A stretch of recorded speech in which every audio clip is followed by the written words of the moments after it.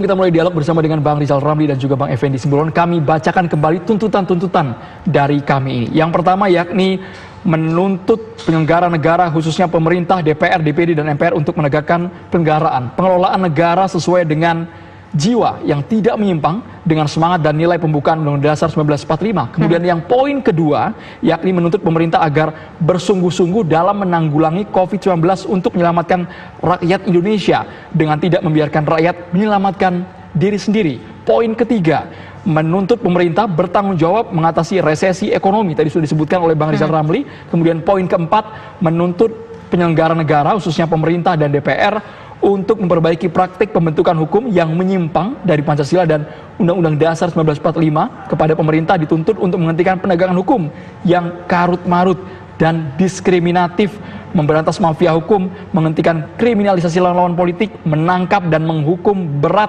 para penjara kekayaan negara. Ya, kemudian di poin kelima tuntutan dari kami menuntut penyelenggaraan negara untuk menghentikan sistem dan praktik korupsi, kolusi, dan nepotisme atau KKN serta sistem dan praktik oligarki, kleptokrasi, politik dinasti, dan penyelewengan ataupun penyalahgunaan kekuasaan. Tuntutan yang keenam menuntut penyelenggara negara khususnya pemerintah, DPR, DPD, dan MPR untuk tidak memberikan peluang bangkitnya komunisme, ideologi anti Pancasila lainnya, dan separatisme serta menghentikan stigmatisasi kelompok keagamaan dengan isu toleransi, radikalisme, dan ekstremisme serta upaya memecah belah masyarakat Indonesia. Dan poin ketujuh pemirsa, menuntut pemerintah untuk mengusut secara sungguh-sungguh dan tuntas terhadap pihak yang berupaya melalui jalur konstitusi mengubah dasar negara Pancasila sebagai upaya nyata untuk meruntuhkan NKRI hasil proklamasi 17 Agustus 1945. Dan yang kedelapan merupakan tuntutan terakhir dari kami, menuntut Presiden untuk bertanggung jawab sesuai dengan sumpah dan janji jabatannya serta mendesak lembaga-lembaga negara seperti MPR, DPR, DPD, MK untuk menyelesaikan atau melaksanakan fungsi dan kewenangan konstitusionalnya demi menyelamatkan rakyat bangsa dan negara Indonesia. Ya, itu adalah beberapa tuntutan-tuntutan dari kami yang tampaknya mungkin saat ini dianggap oleh sebagian pihak belumlah dipenuhi oleh masyarakat sepenuhnya. Saya ingin ke Bang Effendi Simbolon terlebih dahulu. Bagaimana tanggapan Anda atas terbentuknya kami ini dengan sejumlah tuntutan-tuntutan yang ada? Ya, kita tentu melihat ini sebuah realita ya, bahwa mereka yang tergabung dalam gerakan kami ini juga kan para tokoh-tokoh yang sudah begitu besar juga jasa-jasanya di ini ya. Kita tidak pungkiri bahwa apa yang menjadi poin-poin yang dilakukan atau disampaikan dalam deklarasi tadi pagi itu juga saya kira penting untuk ditanggapi secara baik, secara serius oleh pemerintah ya. Jangan kemudian itu dikesampingkan gitu, karena ada hal-hal yang kira dari 8 tuntutan itu juga yang memang secara nyata ada terjadi di saat ini. Sebutkan saja Bang, poin yang mana Bang yang menurut Anda nyata terjadi di Republik ini? Ya, di luar masalah ideologi, misalnya soal-soal di luar yang adanya gerakan ingin menumbuhkan komunisme, saya itu mungkin nggak bisa juga dijadikan sebuah alasan karena tidak ada justifikasi yang kuat ya di dalam sebuah program atau gerakan apapun di saat ini untuk mengembalikan paham komunis di Indonesia. Dan itu lebihnya saya kira hal-hal yang ada yang nyata begitu, yang jadi kelemahan juga dalam penyelenggaraan negara baik di eksekutif maupun di kami yang di legislatif. Saya kira ini masukan yang sangat penting, dan penting saya kira untuk dimediasi, untuk dilakukan dialog ya, dialog antara bangsa, satu di pemerintahan, yang satu mungkin di non pemerintah, di non parlemen. Jadi terjadilah kemudian dialog yang konstruktif, gitu. Yang akhirnya kan yang merasakan manfaatnya juga rakyat sendiri. Bang Effendi, Oke, kita tahu bahwa memang saat ini menurut para wakil rakyat di DPR tidak ada lagi itu oposisi, tidak ada lagi koalisi, begitu semua satu menjadi satu. Tetapi kita tahu bahwa ada perbedaan sikap, ada perbedaan pendapat, ada perbedaan pandangan antar fraksi-fraksi di DPR RI. Katakanlah saat ini yang memang agak berseberangan, katakan dengan pemerintah ada salah satu partai. Apakah ini bisa dikatakan karena lemahnya kekuatan mereka yang tidak sejalan dengan pemerintah, makanya nanti ini muncullah adanya kami. Bagaimana Abang merespons soal hipotesa tersebut? Kalau dikatakan bahwa ada satu atau dua atau berapa yang masih dalam posisi sebagai oposisi, sementara di lain sudah masuk dalam aliansi koalisi pemerintah, saya kira juga nggak secara nyata begitu ya. Kadang juga begitu cair dinamika yang begitu harmoni juga, jadi hampir tidak terlihat adanya garis pemisah antara mana yang ikut dalam koalisi pemerintah, mana yang ada di luar pemerintah. Jadi itu saya kira kalau kita ikuti dinamika politik khususnya ya di DPR, tidak secara tegas begitu bahwa ada yang oposisi, ada yang kadang kami juga di pemerintah sendiri juga melakukan koreksi juga. Jadi seperti kata sambutan Ketua DPR di tanggal 14 yang lalu juga itu cukup kritis juga, memberikan pernyataan-pernyataannya ke Presiden, ke pemerintah langsung ya di forum paripurna. Jadi baik, Bang Effendi, tapi kan seperti ini juga, Bang Effendi, bila ada yang mengkoreksi, mengkritik pemerintah secara tajam, baik itu organisasi maupun personal, tindakannya juga kan bisa dibungkam oleh pemerintah kepada oknum-oknum tersebut. Anda melihatnya seperti itu tidak?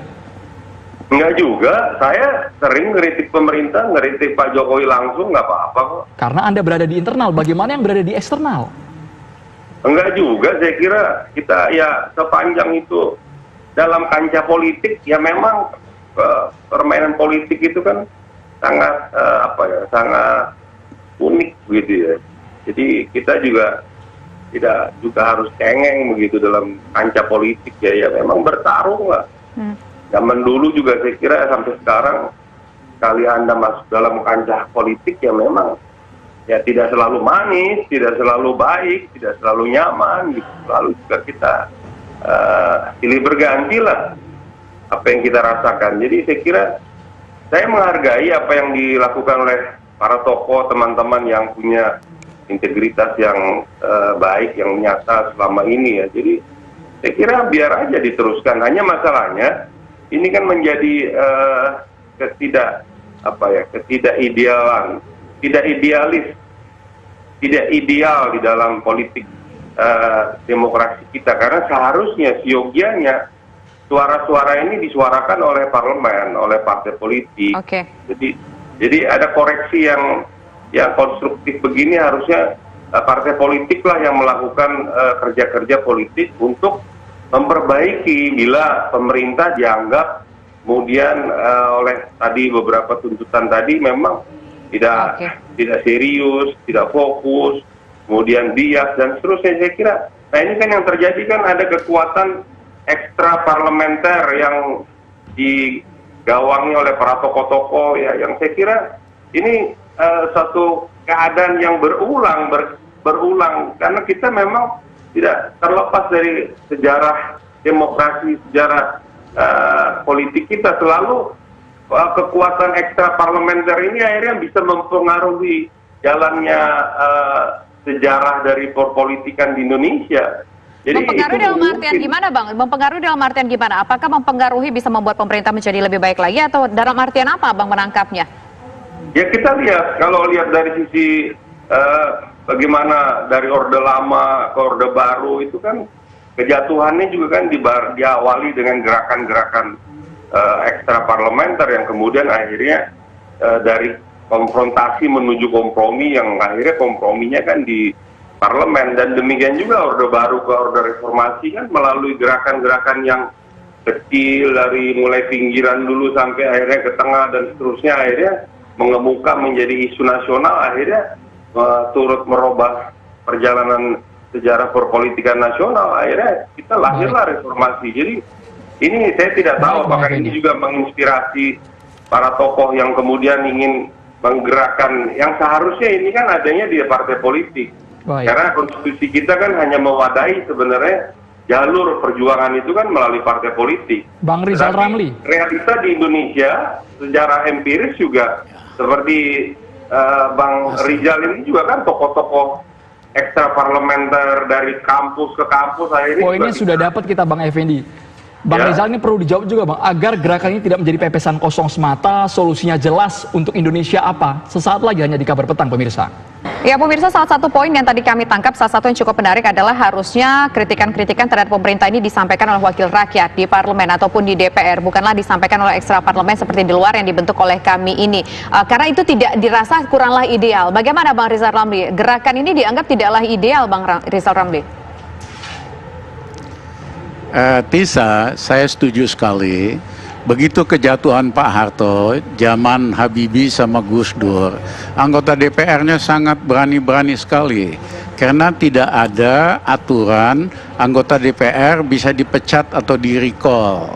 Tapi setelah pemerintahan Gus Dur, dibikinlah aturan di mana anggota DPR itu bisa di-recall oleh ketua umum. Akibatnya anggota DPR tidak lagi terlalu kritis, tidak ada perdebatan kebijakan yang menyeluruh, dan rakyat juga capek kalau nyampein pesannya ke DPR, nggak akan ada follow up. Kalau begitu mah lebih bagus dibubarin aja anggota DPR-nya, 7 ketua umum partai itu jadi yunta aja sama pemerintah, lebih efisien. Ngapain ngurusin gaji 560 orang anggota DPR, tapi sama sekali tidak nyampe aspirasi rakyat. Orang kayak saya ketempuhan, Tisa. Saya itu sering sekali di SMS, di telepon rakyat, didatengin, Pak Ramli tolong dong tarif listrik naik kemahalan nih, tolong bantuin.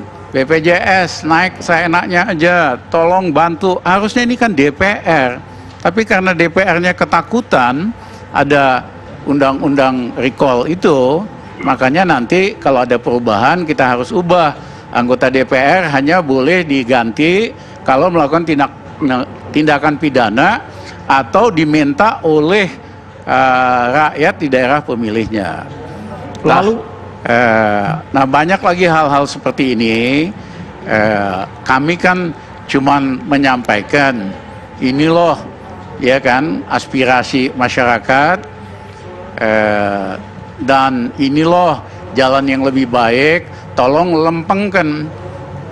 Nah, ternyata dukungan dari rakyat luas sekali. Waktu deklarasi tadi, itu diikuti deklarasi dari berbagai kota di seluruh Indonesia pada saat yang bersamaan. Diikuti oleh orang-orang Indonesia di luar negeri yang menunjukkan bahwa mereka juga capek dengan kondisi krisis yang nggak jelas juntrungannya dengan kelemahan kepemimpinan model begini.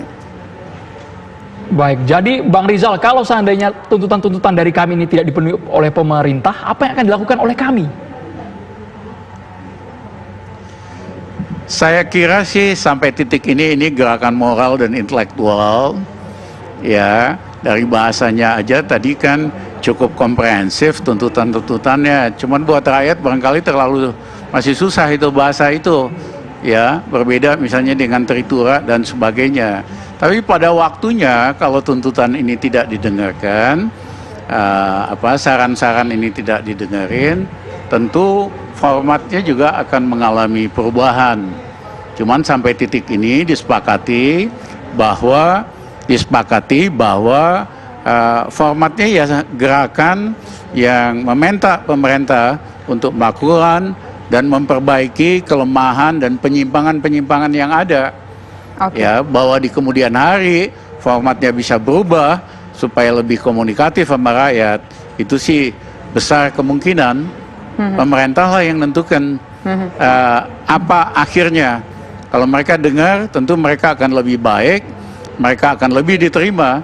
Kalau mereka ndablek, ya kan, tutup mata, tutup telinga, tidak aneh nanti bisa terjadi sesuatu. Terima kasih. Baik, terakhir saya ingin ke Bang Effendi Simbolon. Bang Effendi, ini tadi kalau kita tangkap, kami ini dibentuk karena ada rasa ketidakpuasan terhadap pemerintah, tapi di sisi lain juga adanya kami ini karena ada ketidakpercayaan, ada kekecewaan juga kepada wakil rakyat, Bang. Abang sebagai wakil rakyat melihat ini bagaimana, Bang? Ya, itu juga bisa kita pahami ya. Jangankan kami yang mewakili rakyat, kami sebagai wakil rakyat juga bisa jadi tidak juga bisa puas yang kita harapkan ya. Jadi kalau tolok ukur kita pada saat pidato Ketua DPR kemarin itu kan isinya kan kata seluruh anggota DPR diucapkan di sebuah pidato kenegaraan, pidato yang sangat terbuka, itu juga jelas melakukan banyak koreksi-koreksi terhadap kinerja pemerintah. Jadi kita juga tidak bersembunyi di dalam persoalan yang ada ya.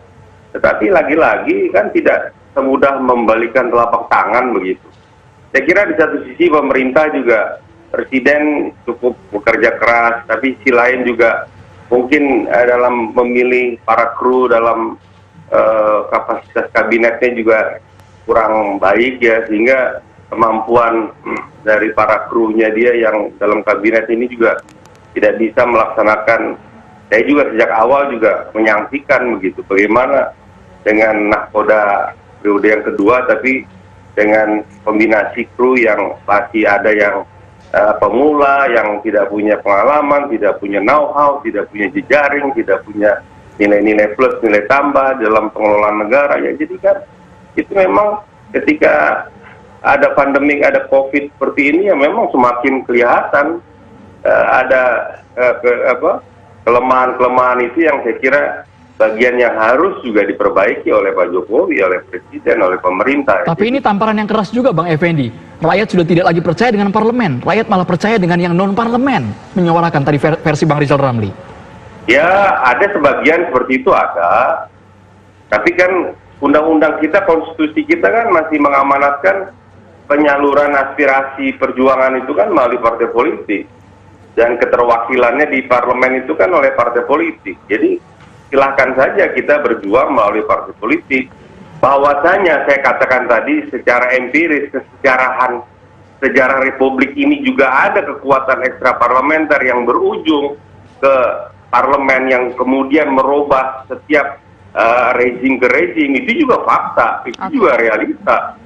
Dari zaman ke zaman, dari zaman Soekarno ke Soeharto itu diawali dengan gerakan Tani Kapi juga dulu zaman Orde Baru mulai muncul, kemudian Orde Barunya kemudian lengser juga digerakkan juga melalui kekuatan mass movement yang melalui mahasiswa dan seterusnya, demikian juga dan seterusnya. Jadi role model ini memang juga bisa jadi diminati oleh pihak-pihak tertentu untuk melakukan menuju ke titik kekuasaan itu ya. Saya kira ya banyak cara lah menuju, tapi kan satu hal yang sebenarnya kita bagaimana melalui konstitusi.